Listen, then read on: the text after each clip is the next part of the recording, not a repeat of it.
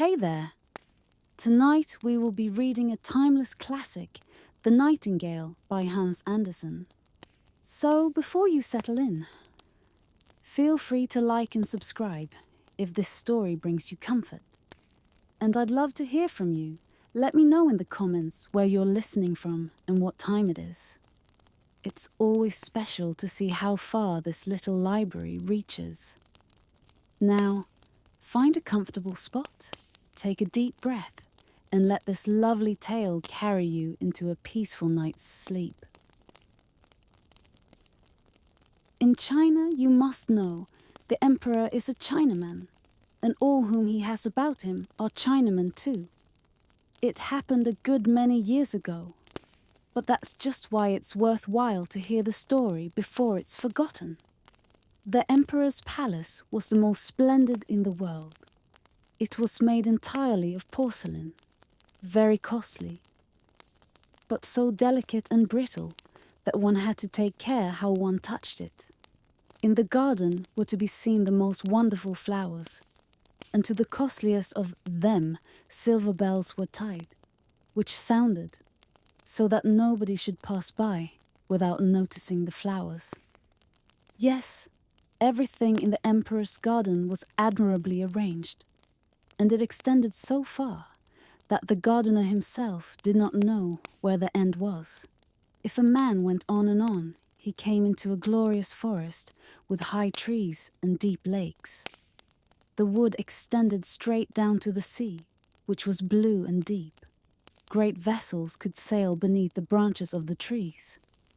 And in the trees lived a nightingale, which sang so splendidly that even the poor fisherman, who had many other things to do, stopped still and listened when he had gone out at night to throw out his nets, and heard the nightingale. "How beautiful that is," he said. But he was obliged to attend to his property, and thus forgot the bird. But when in the next night the bird sang again, and the fisherman heard it, he exclaimed again, "How beautiful that is!" From all the countries of the world, travelers came to the city of the emperor and admired it, and the palace, and the garden. But when they heard the song of the nightingale, they said, "That is the best of all." And the travelers told of it when they came home. And the learned men wrote many books about the town, the palace, and the garden. But they did not forget the nightingale. That was placed highest of all. And those who were poets wrote most magnificent poems about the nightingale in the wood by the deep lake. The books went through all the world, and a few of them once came to the emperor. He sat in his golden chair and read and read. Every moment he nodded his head, for it pleased him to peruse the masterly descriptions of the city, the palace, and the garden. But the nightingale is the best of all. It stood written there. "What's that?" exclaimed the emperor. "I do not know the nightingale at all. Is there such a bird in my garden? I've never heard of that. To learn such a thing for the first time from books." And hereupon he called his cavalier. This cavalier was so grand that if anyone lower in rank than himself dared to speak to him or to ask him any question, he answered nothing but "P," and that meant nothing. "There is said to be a wonderful bird here called a nightingale," said the emperor. "They say it's the best thing in all my great empire. Why have I never heard anything about it?" "I have never heard him named," replied the cavalier. "He has never been introduced at court. I command that he shall appear this evening and sing before me," said the emperor. "All the world knows what I possess, and I do not know it myself." "I have never heard him mentioned," said the cavalier. "I will seek for him.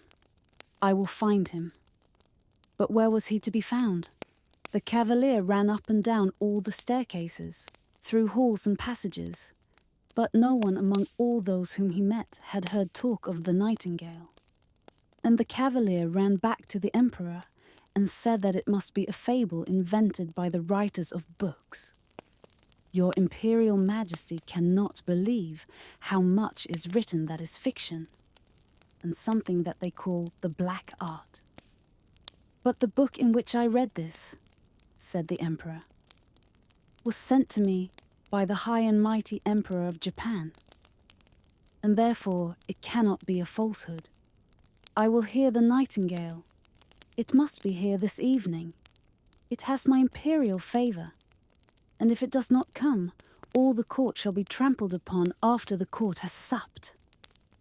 Tsing-pei, said the cavalier, and again he ran up and down all the staircases, and through all the halls and corridors, and half the court ran with him, for the courtiers did not like being trampled upon. Then there was a great inquiry after the wonderful nightingale, which all the world knew excepting the people at court. At last they met with a poor little girl in the kitchen, who said, "The nightingale? I know it well. Yes, it can sing gloriously. Every evening I get leave to carry my poor sick mother the scraps from the table. She lives down by the strand, and when I get back and am tired and rest in the wood, then I hear the nightingale sing, and then the water comes into my eyes, and it is just as if my mother kissed me." "Little kitchen girl," said the cavalier, "I will get you a place in the kitchen with permission to see the Emperor dine, if you will lead us to the nightingale. For it is announced for this evening." So they all went out into the wood, where the nightingale was accustomed to sing. Half the court went forth. When they were in the midst of their journey, a cow began to low. "Oh," cried the court pages, "now we have it. That shows a wonderful power in so small a creature. I have certainly heard it before." "No, those are cows lowing," said the little kitchen girl. "We are a long way from the place yet." Now the frogs began to quack in the marsh. "Glorious," said the Chinese court preacher. "Now I hear it. It sounds just like little church bells." "No, those are frogs," said the little kitchen maid. "But now I think we shall soon hear it." And then the nightingale began to sing. "That is it!" exclaimed the little girl. "Listen, listen, and yonder it sits." And she pointed to a little grey bird up in the boughs. "Is it possible?" cried the cavalier. "I should never have thought it looked like that. How simple it looks. It must certainly have lost its colour at seeing such grand people around." "Little nightingale," called the little kitchen girl quite loudly, "our gracious Emperor wishes you to sing before him." "With the greatest pleasure," replied the nightingale, and began to sing most delightfully. "It sounds just like glass bells," said the cavalier. "And look at the little throat, how it's working. It's wonderful that we should never have heard it before. That bird will be a great success at court." "Shall I sing once more before the Emperor?" asked the nightingale, for it thought the Emperor was present. "My excellent little nightingale," said the cavalier, "I have great pleasure in inviting you to a court festival this evening, when you shall charm His Imperial Majesty with your beautiful singing." "My song sounds best in the green wood," replied the nightingale. Still it came willingly when it heard what the Emperor wished. The palace was festively adorned. The walls and the flooring, which were of porcelain, gleamed in the rays of thousands of golden lamps. The most glorious flowers, which could ring clearly, had been placed in the passages. There was a running to and fro, and a through draught, and all the bells rang so loudly that one could not hear oneself speak. In the midst of the great hall where the Emperor sat, a golden perch had been placed, on which the nightingale was to sit. The whole court was there, and the little cookmaid had got leave to stand behind the door, as she had now received the title of a real court cook. All were in full dress, and all looked at the little grey bird, to which the emperor nodded. And the nightingale sang so gloriously that the tears came into the emperor's eyes. The tears ran down over his cheeks, and then the nightingale sang still more sweetly. That went straight to the heart. The emperor was so much pleased that he said the nightingale should have his golden slipper to wear round its neck. But the nightingale declined this with thanks, saying it had already received a sufficient reward. I have seen tears in the emperor's eyes. That is the real treasure to me. An emperor's tears have a peculiar power. I am rewarded enough. And then it sang again with a sweet, glorious voice. That's the most amiable coquetry I ever saw, said the ladies who stood round about. And then they took water in their mouths to gurgle when anyone spoke to them. They thought they should be nightingales too. And the lackeys and chambermaids reported that they were satisfied too. And that was saying a good deal, for they are the most difficult to please. In short, the nightingale achieved a real success. It was now to remain at court, to have its own cage, with the liberty to go out twice every day and once at night. 12 servants were appointed when the nightingale went out, each of whom had a silken string fastened to the bird's leg, and which they held very tight. There was really no pleasure in an excursion of that kind. The whole city spoke of the wonderful bird, and when two people met, one said nothing but nightin, and the other said gale, and then they sighed and understood one another. 11 peddlers' children were named after the bird, but not one of them could sing a note. One day the emperor received a large parcel on which was written "The Nightingale." "There we have a new book about this celebrated bird," said the emperor. But it was not a book, but a little work of art contained in a box. An artificial nightingale, which was to be like a natural one, but was brilliantly ornamented with diamonds, rubies, and sapphires. So soon as the artificial bird was wound up, he could sing one of the pieces that he really sang, and then his tail moved up and down and shone with silver and gold. Round his neck hung a little ribbon, and on that was written, "The Emperor of Japan's nightingale is poor, compared to that of the Emperor of China." "That is capital," said they all, and he who had brought the artificial bird immediately received the title Imperial Head Nightingale Bringer. "Now they must sing together. What a duet that will be!" And so they had to sing together, but it did not go very well, for the real nightingale sang in its own way, and the artificial bird sang waltzes. "That's not his fault," said the playmaster. "He's quite perfect, and very much in my style." Now the artificial bird was to sing alone. He had just as much success as the real one, and then it was much handsomer to look at. It shone like bracelets and breastpins. 33 times over did it sing the same piece, and yet it was not tired. The people would gladly have heard it again, but the emperor said that the living nightingale ought to sing something now. But where was it? No one had noticed that it had flown away out of the open window, back to the green wood. "But what is that?"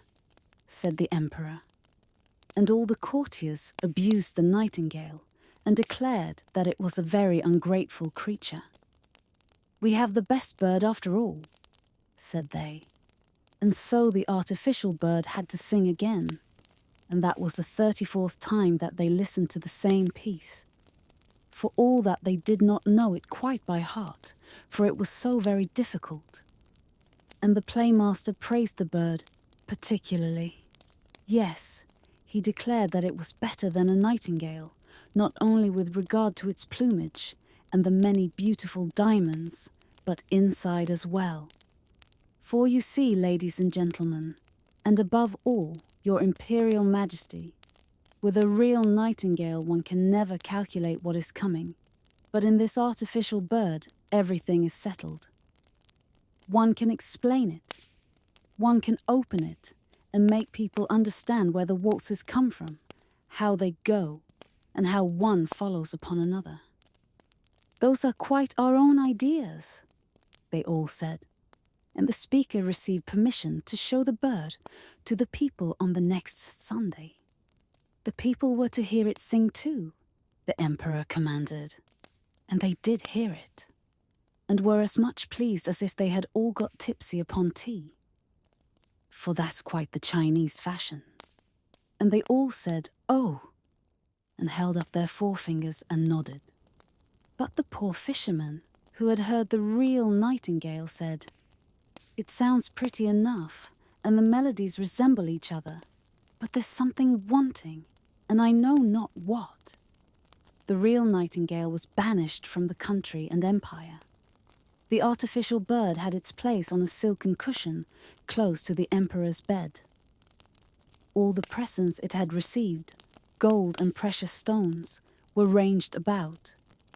In title, it had advanced to be the High Imperial after-dinner Singer, and in rank to number 1 on the left hand, for the emperor considered that side the most important on which the heart is placed. And even in an emperor, the heart is on the left side. And the playmaster wrote a work of 25 volumes about the artificial bird. It was very learned and very long, full of the most difficult Chinese words. But yet all the people declared that they had read it and understood it, for fear of being considered stupid and having their bodies trampled on. So a whole year went by. The emperor, the court, and all the other Chinese knew every little twitter in the artificial bird's song by heart. But just for that reason, it pleased them best. They could sing it with themselves, and they did so. The street boys sang "Chi, chi, chi, glug, glug," and the emperor himself sung it too. Yes, that was certainly famous. But one evening, when the artificial bird was singing its best, and when the emperor lay in bed listening to it, something inside the bird said, "Whiz!" Something cracked. "Where?" All the wheels ran around, and then the music stopped. The emperor immediately sprang out of bed and caused his body physician to be called, but what could he do? Then they sent for a watchmaker, and after a good deal of talking and investigation, the bird was put into something like order. But the watchmaker said that the bird must be carefully treated, for the barrels were worn, and it would be impossible to put new ones in such a manner that the music would go. There was a great lamentation. Only once in a year was it permitted to let the bird sing, and that was almost too much. But then the playmaster made a little speech, full of heavy words, and said this was just as good as before, and so, of course, it was as good as before. Now 5 years had gone by, and a real grief came upon the whole nation. The Chinese really were fond of their emperor, and now he was ill, and could not, it was said, live much longer. Already a new emperor had been chosen, and the people stood out in the street and asked the cavalier how their old emperor did. "P," said he, and shook his head. Cold and pale lay the emperor in his great gorgeous bed. The whole court thought him dead, and each one ran to pay homage to the new ruler. The chamberlains ran out to talk it over, and the ladies' maids had a great coffee party. All about, in all the halls and passages, cloth had been laid down, so that no footstep could be heard, and therefore it was quiet there, quite quiet. But the emperor was not dead yet. Stiff and pale, he lay on the gorgeous bed, with the long velvet curtains and the heavy gold tassels. High up, a window stood open, and the moon shone in upon the emperor and the artificial bird. The poor emperor could scarcely breathe. It was just as if something lay upon his chest. He opened his eyes, and then he saw that it was Death, who sat upon his chest and had put on his golden crown, and held in one hand the emperor's sword, and in the other his beautiful banner. And all around, from among the folds of the splendid velvet curtains, strange heads peered forth. A few very ugly, the rest quite lovely and mild. These were all the emperor's bad and good deeds, that stood before him now that Death sat upon his heart. "Do you remember this?" whispered one to the other. "Do you remember that?" And then they told him so much that the perspiration ran from his forehead. "I did not know that," said the emperor. "Music, music, the great Chinese drum," he cried, "so that I need not hear all they say." And they continued speaking, and Death nodded like a Chinaman to all they said. "Music, music," cried the emperor. "You little precious golden bird, sing, sing. I have given you gold and costly presents. I have even hung my golden slipper around your neck. Sing, now sing."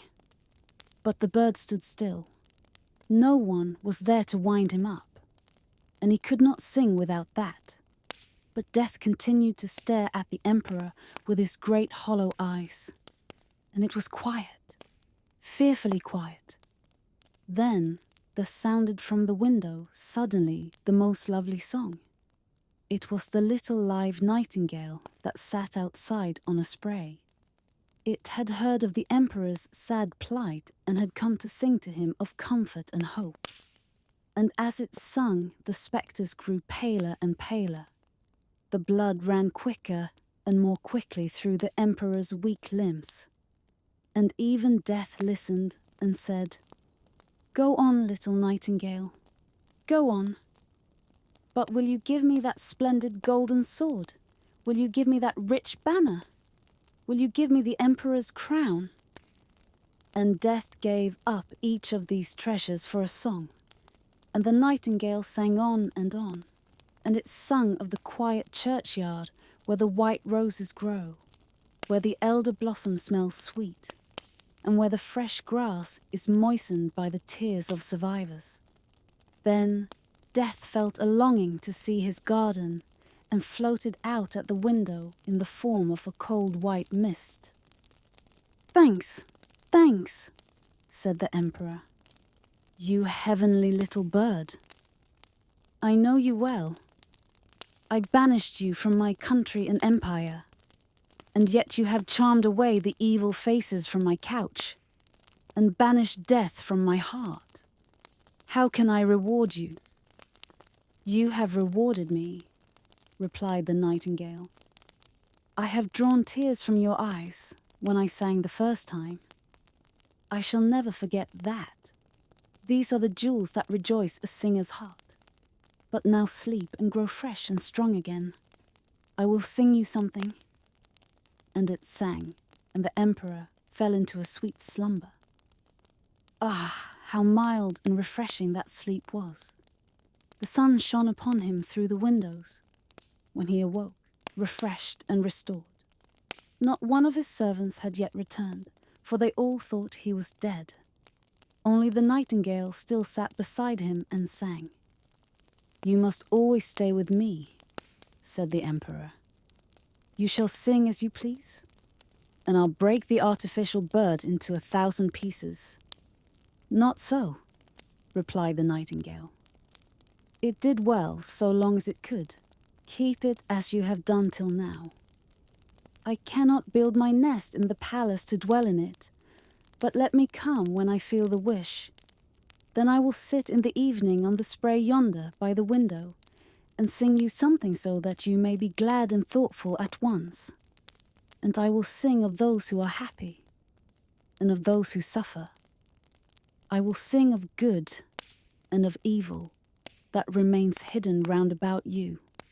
The little singing bird flies far around, to the poor fisherman, to the peasant's roof, to everyone who dwells far away from you and from your court. I love your heart more than your crown, and yet the crown has an air of sanctity about it. I come, I shall sing to you, but one thing you must promise me."